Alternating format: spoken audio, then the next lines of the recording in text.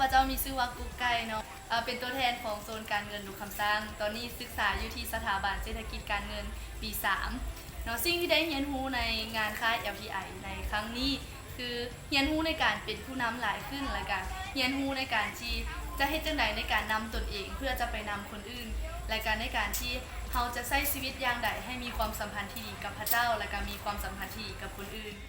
สบายดีค่ะพระเจ้าซื้อบัวเนาะเรียนอยู่มศแล้วคณะธรรมศาสตร์เรียน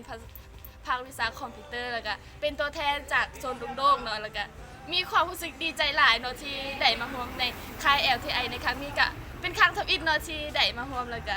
รู้สึกแบบว่าได้เรียนรู้หลายอย่างเกี่ยวกับการนำใช้ความจริงสู่การ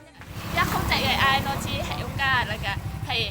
ตัวน้องเองเนาะที่ได้มาศึกษาแล้วก็ได้มาเรียนรู้ทุกอย่างแล้วก็ได้มาเรียนรู้แล้วก็กับผู้ครูแล้วก็ชีวิตกับคนอื่นสวัสดีเนาะน้องชื่อโจ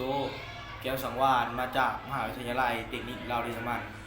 เรียนปี1สาขาไฟฟ้าเครื่องเย็นมาจากโซนสภาวิชาหัวงานในมือนี้น้องได้มีการเป็นผู้นำหลายขึ้นมีความกล้าหาญหลายขึ้นเพราะว่าตอนที่น้องยังเคยมารู้จักกับพระเจ้าน้องมีความแบบอายมีความกล้าหาญอย่างเลยสุดท้ายเนาะสิ่งที่ข้าพเจ้าจะเอาไปนำใช้ในชีวิตประจำวันของข้าพเจ้าเองเนาะหนึ่งก็คือมั่นใจเนาะในการที่จะประกาศข่าวประเสริฐแล้วก็มั่นใจแล้วก็กล้าหาญหลายขึ้นในการคำว่าจะเป็นคำว่าจะเป็นท่าทางในการเวลาที่เขาทุกคนในค่าย LTI นี้น้องจะเอาออกไปนำใช้ในมหาวิทยาลัยของน้องและเป็นผู้นำที่ดีของ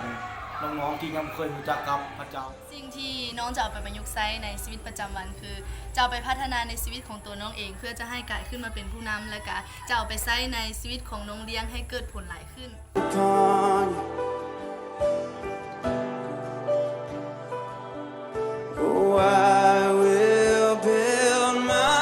ความสำเร็จของการเป็นพยานคือการเล่าเรื่องของพระเยซูคริสต์แบบง่ายโดยอาศัยฤทธิ์เดชของพระวิญญาณบริสุทธิ์แล้วมอบการเกิดผลไปกับพระเจ้า